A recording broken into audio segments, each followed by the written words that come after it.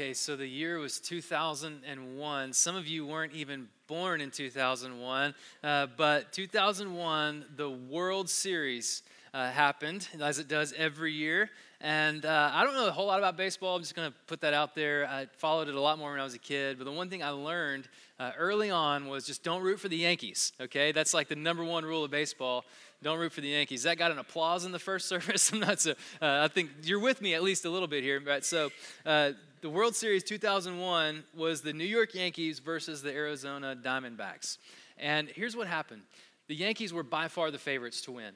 But in 7 games, the Diamondbacks several times made late inning comebacks, forcing extra innings, eventually winning games, taking it all the way to a Game 7 where they won in just epic proportion. I mean, this is style, right? This is baseball. This is the drama of it all. And it was the most amazing comeback maybe in a World Series ever. It was so inspiring that Sports Illustrated magazine wrote an article called The Top 10 Comebacks of All Time. Top 10 greatest comebacks of all time. Now, they cover the gamut here, right? Number 10 is Elvis Presley, okay? Not a baseball player. Probably wouldn't be a good one, I'm not sure. But if you remember, I was not alive, maybe you were. His career was declining. I mean, it was basically dead. But then he has a TV special, and it just all of a sudden is like his fame was renewed and restored, and then he just launched into this legend status, right? So you got Elvis at number 10. You got the comeback of Go-Go Boots. This was on this list, and so the ladies in the house know what I'm talking about. You men, just ask later or Google it or something. Go-Go Boots. Then like the whole other side of the spectrum, you got humanity itself coming back from the death plague, the Black Plague. This is like an unbelievable story, right? That something that should have wiped us all out, and we somehow managed to survive. And then you got Muhammad Ali. When I was growing up, I had a little poster of Muhammad Ali. He's a great, inspiring hero, at least in sports. And Muhammad Ali, though, suffered a 7-year ban from boxing. One of the greatest boxers of all time. Was banned for 7 years, but when his ban was up, he had a little fight that you might know of called the Rumble in the Jungle, where he fought Marshall's own George Foreman, by the way, and won. And he reclaimed his championship title after 7 years out of boxing. Now, can I just tell you, like when I read this and decided, yes, I'm going to use this in my message today, there was a little piece of me that was like, you know what? What if George Foreman shows up to Mobberly on Easter? And I have to say that in front of him. I think he'd be okay with it. I'm not sure. Number 3 was Michael Jordan's first return to basketball, which much greater than the next. But number 2, all-time comeback, was the nations of Japan and Germany. Having been devastated by World War II, these nations returned to world economic power within 1 generation. I mean, that's pretty phenomenal. But the number 1 greatest comeback of all time, as named by Sports Illustrated magazine, November 12, 2001, and I quote, no surprise probably, Jesus Christ. AD 33, this is what it says, stuns Romans and defies critics by his resurrection from the grave. I don't think they had any idea how right they were. But the first 9 things, people who care deeply about those things, that number is getting smaller and smaller and smaller. But what makes Jesus different? What makes Jesus unique? Why is Jesus truly and eternally great? It is true, Jesus died. We've already sung about it. We've referenced it. Jesus did die, and he didn't die a private death. I just did a funeral a few weeks ago for a family who wanted just, we want just a kind of a graveside and don't want many people there. It's sort of just a family affair. Let's just keep it small. And I understand that, and people do that often. It's very popular these days in end-of-life kind of services. But Jesus' death was very public. It was not private. Private deaths for famous people are when conspiracy theories start, like Elvis, right? Is he alive? Is he not? There's probably people with different opinions in this room over something so kind of trivial. Well, famous people, when they die privately, that leaves the room open for a conspiracy theory. Well, Jesus did not die he died very publicly. His death was humiliating. His death was torturous even. And though some people tried to put a conspiracy there, it wasn't even a possibility or a plausibility. Jesus' death was public, humiliating, torturous. The Persians had invented crucifixion hundreds of years before Jesus, but the Romans perfected it. The Romans used it very, very effectively to curb criminal activity, of which Jesus was not guilty.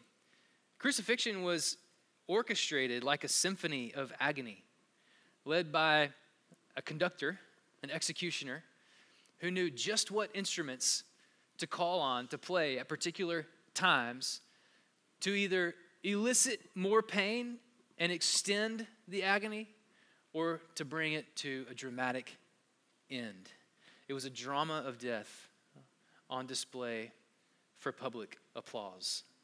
So it's hard to deny a public death. It's even harder to deny a public burial.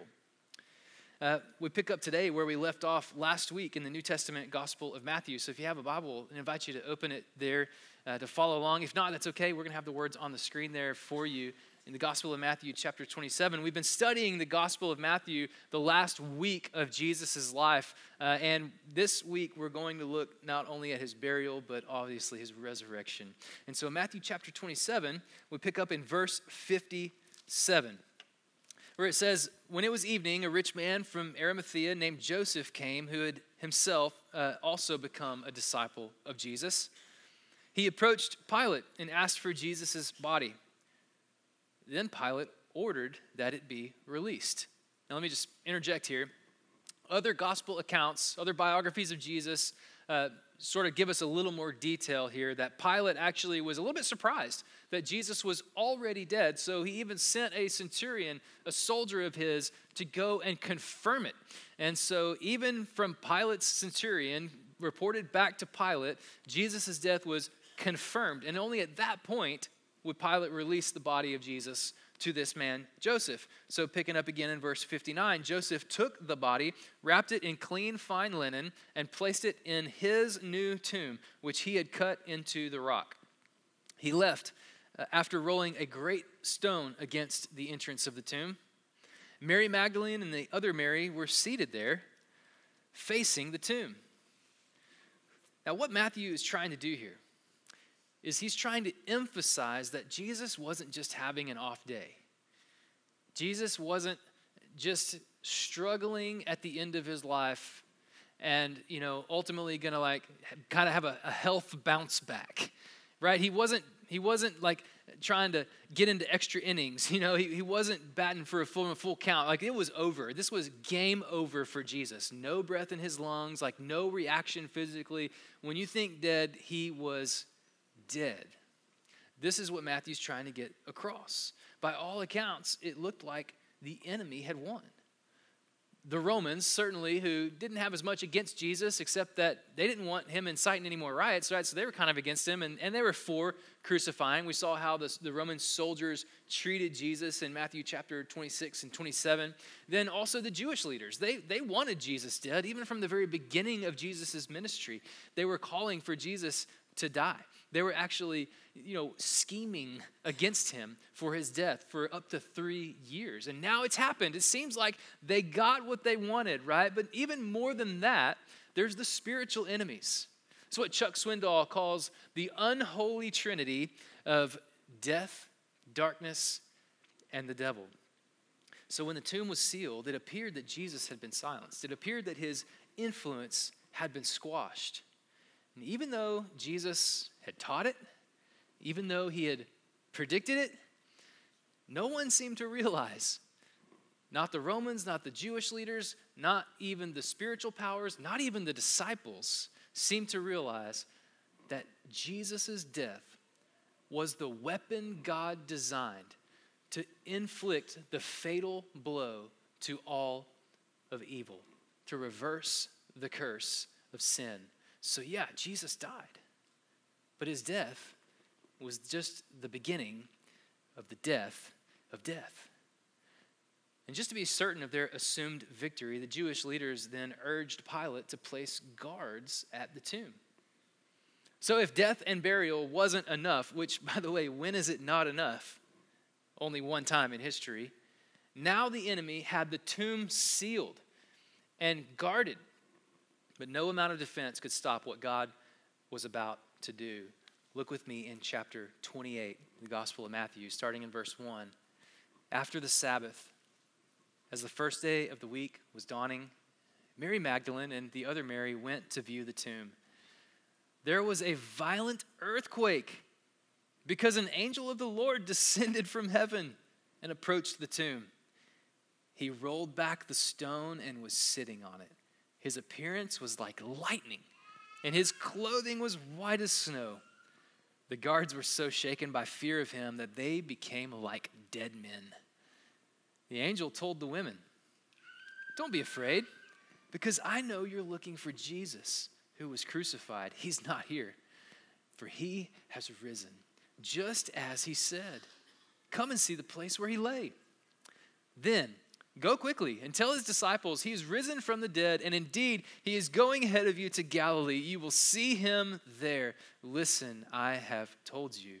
So departing quickly from the tomb with fear and great joy, they ran to tell the disciples the news.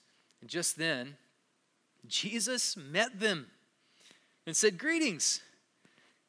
They came up, took hold of his feet, and worshiped him. Then Jesus told them, "Do not be afraid. Go and tell my brothers to leave for Galilee, and they will see me there." Jesus resurrected. He died, and now he lives again. This is incredible. The resurrection is the linchpin to the entire Christian faith. If there is no resurrection, there is no Christianity, right? And it actually remains the best historical argument for Christianity. It's never been disproven. What do I mean? Well, you can look at any other leader of any other nation or any other movement or religion, and their body or their bones will be there to tell us and prove to us that when they died, they're still dead. But Jesus' tomb was empty, and no one has ever found any other evidence of him remaining dead. And I would venture to say they never will. You know, Jesus' tomb is empty, but did you notice that when the angel rolled the stone away, it wasn't to let Jesus out? He was already gone, right? You know, surely there's some other explanation. You might be thinking, like, surely there's a coincidence here, or there's a mix-up, or they showed up at the wrong tomb, or something happened and something got kind of squirrely. But no, that's not it at all. This was actually going according to plan, exactly. Did you hear what God said to the women through the angel? He was there to remind them of what Jesus had already told them would happen. Jesus already told them several times he had predicted being raised on the third day. I mean, this is incredible. This is something Jesus announced before he was dead. How could someone predict a miracle and then die and be unable to actually do the miracle because they're dead, but the miracle still happens? I mean, this is amazing, and Jesus predicted it. Even so much detail that in Matthew chapter 26, Jesus spoke to the disciples when he told Peter that Peter was going to deny him. And he said, "But after I rise, I'll meet you in Galilee." And they didn't even acknowledge it at the time. It's like the Bible doesn't even tell us that the disciples responded whatsoever. It was like almost that it went right over their heads. But Jesus was already preparing the way in that much detail. It wasn't a secret plan either.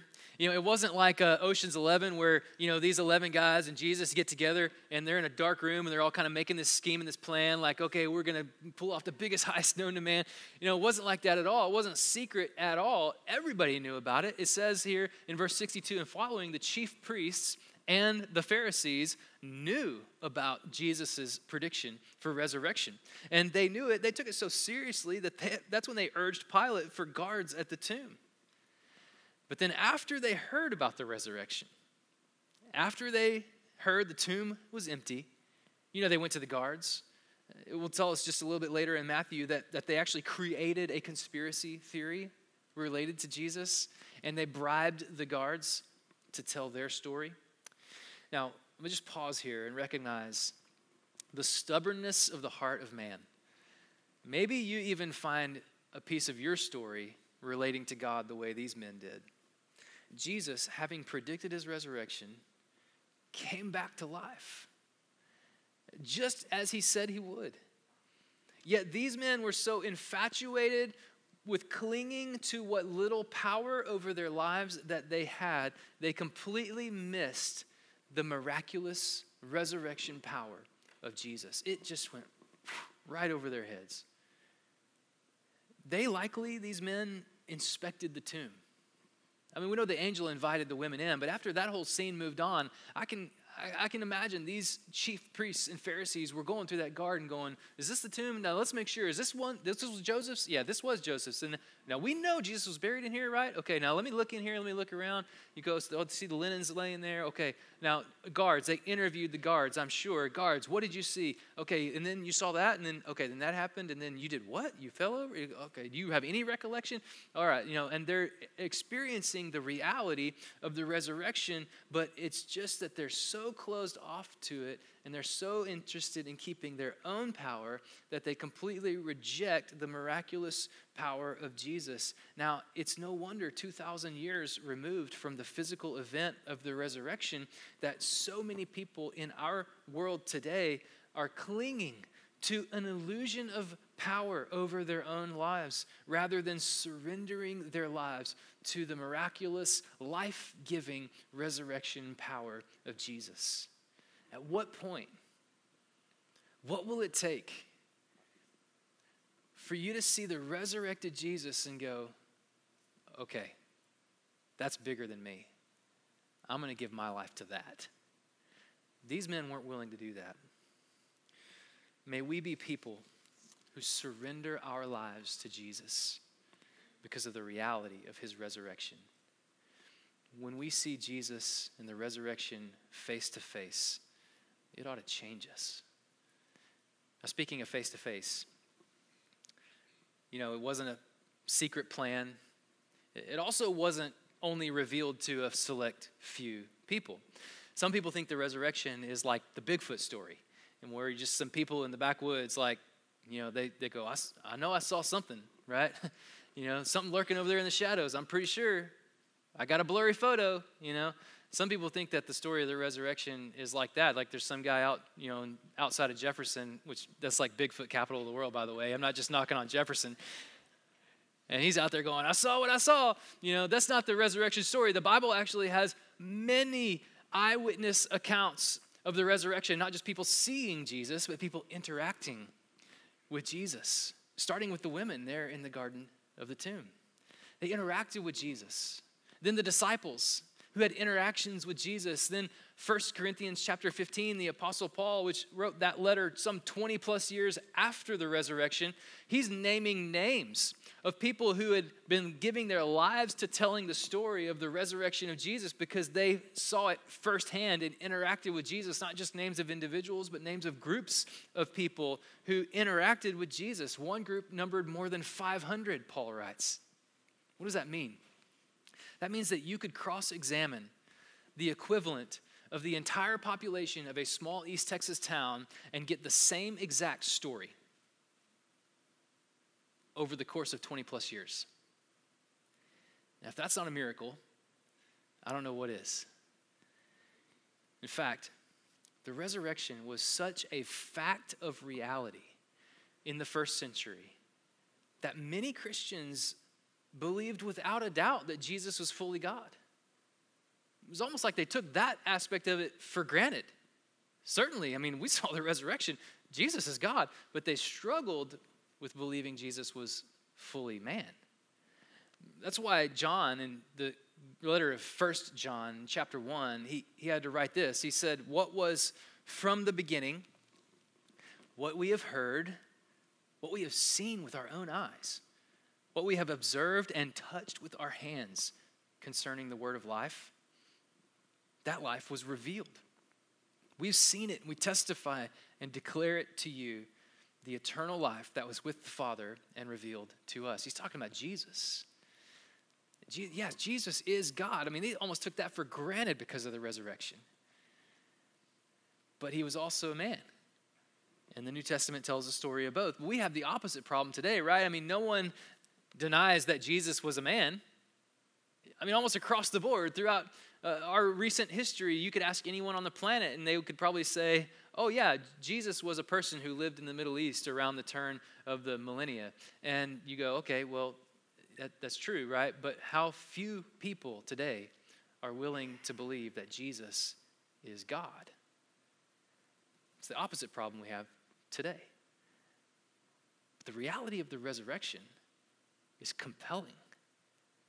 And it's calling us to that kind of belief. So much so that the disciples and many of these eyewitnesses actually gave their own lives, sometimes in gruesome ways, because they would not give up the testimony that Jesus had been resurrected. That a man who was dead came back to life in physical form, interacted with his followers, launched them into mission. And that was their story, and they stuck to it until it cost them their lives. Now, the leaders had devised this conspiracy theory, this scheme, saying that certainly they made a plan and they stole his body and they hid it away and they paid off the Roman soldiers to keep the story going, right? But who would give their life for a lie? I don't think anyone. It's just further evidence of the reality of Jesus' resurrection. The facts add up. They haven't been disproven.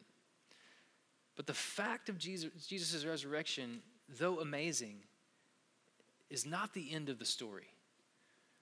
The resurrection wasn't the end. It wasn't the climactic moment. It was actually just a new beginning. And it was a new beginning by which God makes the promise of a new beginning to all who would follow him in faith. That means you and I, because of the resurrection, can be resurrected. Jesus not only was resurrected, Jesus resurrects. Present tense. What does the resurrection tell us? Well, number one, our life, this life is not the end. It's not the end. As one author put it, because of Jesus, death is not a wall, it's a doorway. Right? The unholy trinity, Chuck Swindoll, the darkness, death, the devil, they have been defeated. As Paul wrote in 1 Corinthians 15, at the end of that chapter, he said, death has lost its sting. Where death is your victory? Where death is your sting? See, if death were a bee, Jesus took the stinger. And it's only got one. So it can buzz around you all you want. It can annoy you. It can bother you. But it cannot harm you when your faith is in Jesus. We've got nothing to fear in following Jesus, not even death. This changes everything about us. Did you notice the words that the angel and Jesus spoke to the women in the garden of the tomb? Do not be afraid. Wow, the resurrection changes everything for us. And if this is true, the people of faith in Jesus, we can live this life in freedom and joy in anticipation of the next. The women left the tomb area with fear. Not the same kind of fear as the soldiers that knocked them over. Now, this was a fear not of afraid, but a fear of amazement. They left with fear, and they also left with great joy. Great joy. And then Jesus met them in the garden. Jesus walks up and says, greetings. Now, we don't really talk to each other that way. It would probably scare you if anyone said greetings, regardless of had they just resurrected or not. But Jesus walks up and says greetings. The unfortunate part is that this is not a good English translation of this word. Like, if you were going to look up in the dictionary, you know how there's like definition 1, definition 2, definition 3. Well, this is the one that probably sounds better because it is a greeting. But number one definition of this word is the word rejoice. So Jesus walks up to these women who are walking away with great joy, and he reciprocates that sentiment with them by egging them on in their joy. Rejoice. Yes, keep going. Yes, this is a celebration. Yes, death has been defeated. New life is available. A new beginning is for you. And yeah, go tell the disciples. Remember, I already told them a couple chapters ago, I'm heading to Galilee. I'm going to be right in front of them. Get them over there. I'm going to meet them there, right? Rejoice. Easter is about celebration. and joy. It's why we take days off school. It's why we eat big meals. It's why we spend time with family and give each other chocolate and presents and all kinds of stuff, because celebration and joy is just a glimpse from this life into the next, a new beginning. But the new beginning that Jesus' resurrection offers isn't just for when you die. Now that will be glorious. But he offers a new beginning now, in the here and now. Don't miss the story of the disciples in Matthew 28. They've had a tough road. It says in verse 16 that the 11 disciples traveled to Galilee, to the mountain where Jesus had directed them. These are 11 men who had followed Jesus for 3 years. They'd been Jesus' closest allies. They'd been his apprentices. They were learning from him. Yet, in Jesus' darkest hour, they denied him, and they betrayed him, and they deserted him. Some hid while Jesus was crucified. Some watched anonymously from a safe distance. But in all 4 gospel accounts, there was only one disciple, one story of one disciple who was anywhere close to the cross, or at least close enough for Jesus to notice. Then, not a single disciple assisted with Jesus' burial that we know of. Friday night, Saturday morning, Saturday night, Sunday morning. All of this time passed, and it seemed that there was growing an uncrossable chasm between the disciples and Jesus. Because Jesus was dead. And the disciples were left with feelings of regret, feelings of disillusionment, feelings of disappointment, feelings of guilt, shame, probably confusion. Can I just ask you, have you ever felt any of those feelings when it comes to spiritual things? Probably so. That's almost universal. And so when the women came to the disciples and said, Jesus is alive, and he's going to Galilee, he's called you to meet him there. They traveled to Galilee. Now, what do you do when you travel? You pack your bags, right? These guys didn't pack any physical bags, but I guarantee you they packed the emotional baggage, the spiritual baggage of those feelings of guilt, shame, disappointment, disillusionment, confusion. They knew they had deserted him. They knew they had denied him, and that weighed heavy on them. And they carried it all the way from Jerusalem to Galilee. Now, what happens when they come face to face with the resurrected Jesus? Verse 17, while I know they were probably curious, they were probably excited that Jesus was alive, verse 17 shows us, as they encounter the resurrected Jesus face to face, that they are still carrying this baggage. It says, some worshiped, but some doubted. Maybe you've been there spiritually. Some worshiped, but some doubted. So what does Jesus do with that? Well, you might recognize a passage in the scripture that gets quoted often in church. It happens just after this, where Jesus says, all authority in heaven and earth has been given to me, right? And then he says, go therefore and make disciples of all nations, baptizing them in the name of the Father, Son, and the Holy Spirit, teaching them all the things I've commanded you, and hey, I'm going to be with you the whole way. Remember that part? Well, right before that, this is what he says. It was actually not what he said, it's what he did. It's that Jesus came near to them, to all of them, to the worshipers and to the skeptics. Jesus came near to them, carrying their baggage to him. He came near to them. Just like the New Testament book of James, chapter 4, verse 7, it says, draw near to God and he will draw near to you. Now, we took a mission trip to Africa a few years ago, and we packed suitcases full of theology books to leave with African pastors. And I don't know if you've checked in at an airport in a while, but there's like an anxiety that happens when you set your bag on the scale to check in. You're going like, I know I packed, I know I tried to pack well, but like if this thing goes over 50 pounds, it's going to cost me a lot more money. And so there's this team of people with bags full of books trying to get them onto an airplane. Of course, it's going to be more than 50 pounds. And so we figure out how much it's going to cost us to take all this stuff over there. We're going, there's got to be a better way, right? So what does everybody do on the team? Everybody in the middle of the terminal there, gate, whatever you call it, they open their bags on the floor.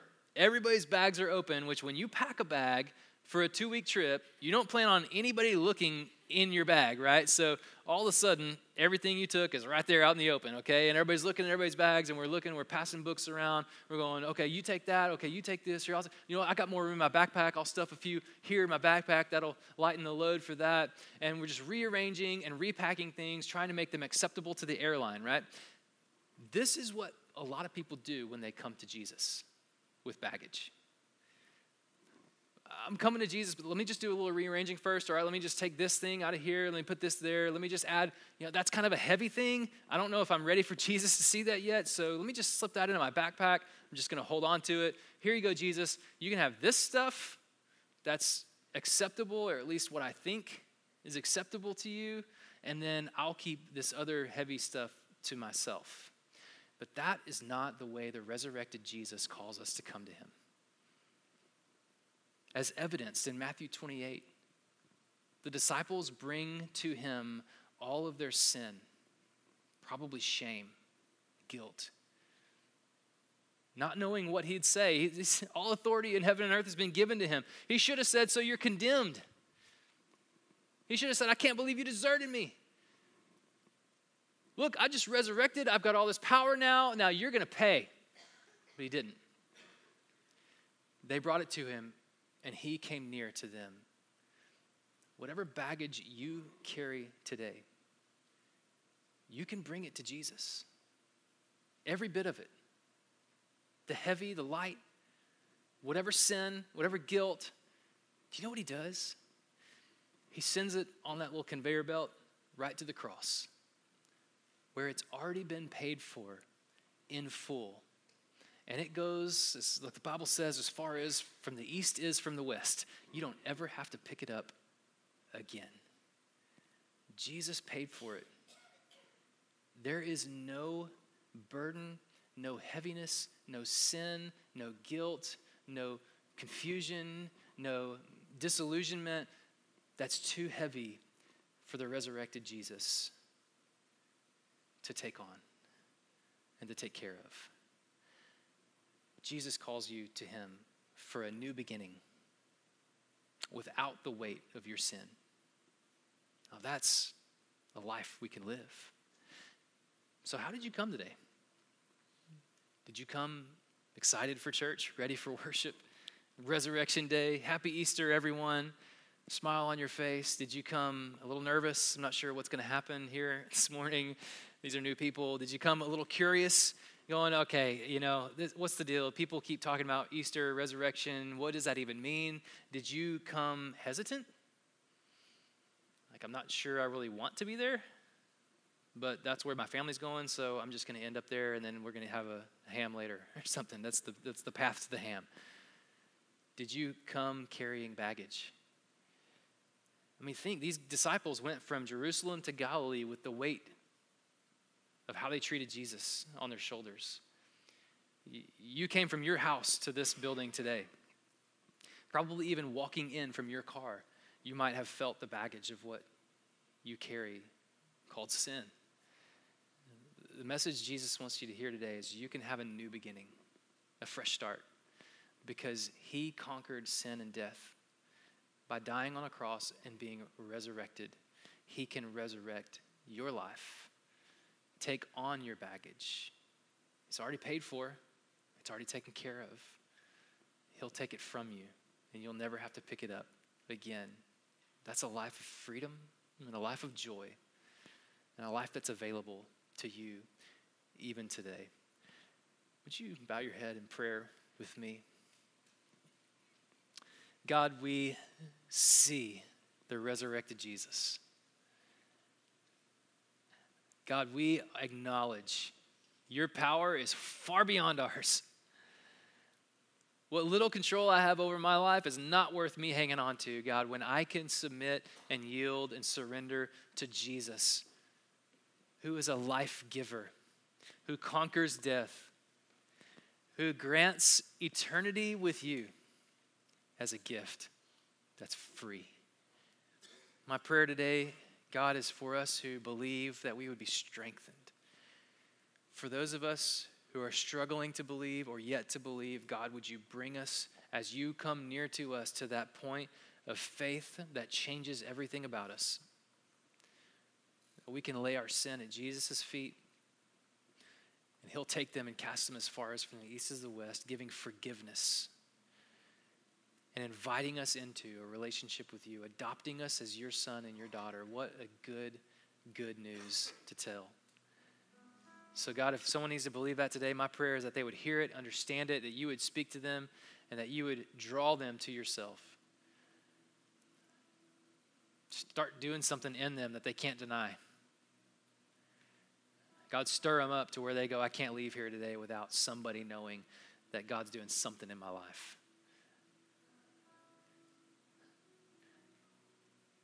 We praise you for the resurrection. May we be people of the resurrection who live this new life, not for ourselves, but for you, because you died for us and were raised. Now we respond to you, Jesus, in Jesus' name, amen.